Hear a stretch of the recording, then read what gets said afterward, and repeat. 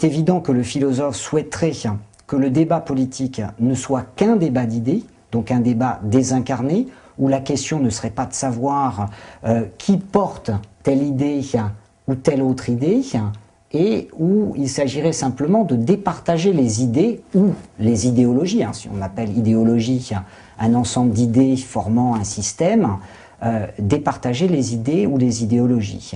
Le problème est que la politique, précisément, ça n'est pas de la philosophie, et que la politique a toujours été une affaire aussi de personnes, et de personnes qui peuvent ou ne peuvent pas porter des idées, ou de personnes qui peuvent se prévaloir d'idées pour accéder au pouvoir et faire autre chose, ou de personnes qui ont de très bonnes idées, mais sont incapables de les faire valoir, de les exprimer, de persuader un électorat ou de persuader une population. Donc, ce qui me semble important, c'est de ne pas dissocier trop nettement la sphère des idées de la sphère de l'action politique, parce que la politique, c'est agir avec des idées ou des programmes d'idées. Alors, ce qu'on observe aussi très clairement, c'est qu'une équipe d'opposition ou un parti d'opposition qui n'aurait aucune idée n'a aucune chance d'accéder au pouvoir dans un régime démocratique, puisque l'accès au pouvoir va passer par la persuasion.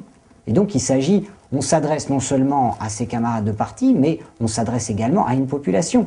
Et si les gens sentent que les idées que l'on met en avant ne correspondent pas à la situation ou aux problèmes actuels, mais par exemple à des problèmes d'il y a 70, 80, 90 ans, eh bien, nécessairement, ils n'auront pas envie disons, de confier le pouvoir à ces personnes-là. La fonction de l'opposition politique, à mon sens, est peut-être, disons, de prendre ses distances par rapport à la critique personnelle du président de la République et de s'intéresser davantage, effectivement, alors davantage et sur un certain nombre à la critique, effectivement, des idées qui ont été mises en œuvre. Et surtout, je pense que l'une des fonctions de l'opposition politique, c'est d'aider les citoyens aussi à décrypter un certain nombre, parfois, de cocktails étranges. Lorsque vous avez à la fois, et c'est une chose qui, en philosophie, est bien connue, enfin, bon, les théoriciens de l'école de Palo Alto avaient insisté sur cette chose-là, deux idées contradictoires qu'il faut penser en même temps, c'est une chose très difficile et qui peut condamner effectivement les électeurs ou les citoyens à une certaine apathie. Comment penser en même temps? Par exemple, je vous donne un exemple, juste à titre, penser en même temps une politique d'immigration qui vise à renvoyer un certain nombre de personnes dans leur pays par mois, et chaque mois, et d'autre part le programme, disons, du revenu de solidarité. Penser les deux choses en même temps, c'est très difficile. Donc ça, je pense que la fonction d'une opposition, c'est de donner des éléments pour décrypter un programme. Autre exemple qui me paraît intéressant et auquel les chercheurs sont sensibles actuellement, comment penser en même temps la volonté de promouvoir la recherche et l'université dans un pays, et on sait bien que l'université et la recherche ont besoin effectivement d'un soutien assez massif, et d'autre part une volonté effectivement, une évaluation qui serait fondée uniquement sur des critères quantitatifs. Donc vous voyez, ce sont des phénomènes qui sont différents et qui exigent effectivement un déchiffre, enfin une sorte de décryptage, enfin du discours, d'une politique. Une politique n'est pas transparente et c'est la fonction de l'opposition que de proposer ce décryptage d'une politique. Et je pense aussi que les idées nouvelles qui peuvent être portées par un parti d'opposition ne sont jamais totalement dissociées de cette activité critique. Il y a une sorte de mouvement, si vous voulez, d'engendrement des idées qui est lié aussi à la critique. Parce que si vous contentez de critiquer effectivement tel ou tel point, et précisément la critique de la personne ici est sans intérêt, enfin pour moi elle est sans intérêt, bon, sauf si, alors, bon, je reviendrai peut-être sur cet aspect-là, parce que l'animal politique lui-même est important, il est central, il est au cœur du jeu lui-même politique, mais dans la perspective qu'on évoque actuellement, la question de la personne, c'est un peu vain, enfin je trouve que la critique de la personne est vaine. Bon, quelqu'un a été élu pour 5 ans, on a, disons, une échéance électorale dans 5 ans. Le travail de l'opposition, c'est de critiquer un programme politique, de critiquer ce programme politique, et à partir de cette critique également, d'essayer de proposer des réponses aux problèmes qui se posent et dont l'opposition estime que les réponses qui lui sont apportées ne sont pas satisfaisantes. Voilà, donc bon, sur ce point, c'est, si vous voulez, ce que je vous répondais sur ce point. Je voudrais revenir tout de même sur la question de la personne, parce que bon, c'était une question manifestement, je sens, qui était importante pour vous. On dit les gaullistes, les pétainistes, les sarkozystes, les... Oui, mais alors ça, ce sont des grandes catégories, effectivement. Les ségolènistes, oui. Oui, non, mais c'est... Alors peut-être qu'on a besoin d'incarner, comme vous disiez aussi.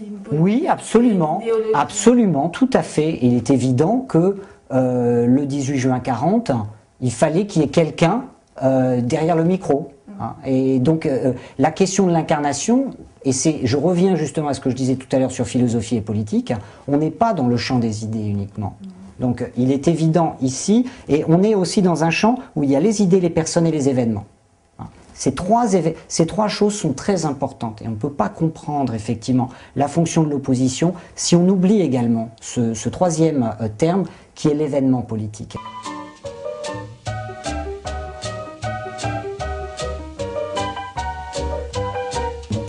On juge également une opposition à sa capacité de réaction, de proposition face à ce qui se produit.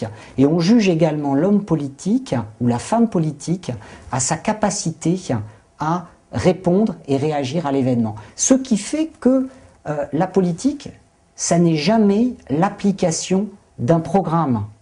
Ça ne peut pas être l'application d'un programme parce que le programme idéal ignore effectivement l'événementiel qui surgit. Et là, alors ce qui me conduit à dire effectivement que la question de la personne politique est très importante. Ce que l'on juge également avant les élections, lorsqu'on évalue une opposition, on juge également la capacité de ces hommes et ces femmes à répondre. Et c'est très difficile parce qu'ils ne sont pas en situation. Donc leurs réponses sont des réponses en quelque sorte virtuelles. On juge leur capacité de réponse, mais lorsqu'ils sont ou lorsqu'elles sont en position effectivement, en situation de pouvoir, ce qui devient déterminant, c'est leur capacité à répondre à l'événement. Et ça, c'est une dimension essentielle de la politique que les philosophes ont du mal à apprécier parfois ou à appréhender. Et c'est pour ça que Machiavel, d'ailleurs, qui est celui qui a vraiment pensé ce problème, occupe une place, effectivement, disons, singulière dans l'histoire de la pensée politique.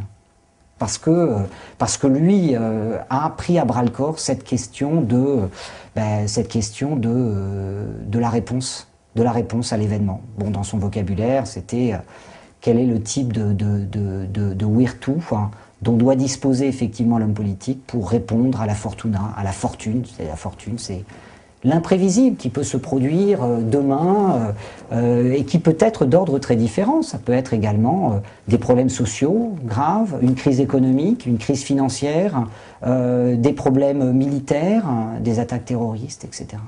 Et ça, c'est, si vous voulez, le travail effectivement du politique. Alors, pour revenir à la question de l'opposition, et cette fois-ci d'envisager l'opposition du point de vue des citoyens, évidemment, le travail des citoyens, c'est de se dire, bon, quelles sont les personnes que nous aimerions avoir au gouvernement si de tels événements se produisent? Quelle serait alors leur réponse et comment, comment anticiper aussi, à partir des éléments dont on dispose, une réponse face à un événement qui n'existe pas encore?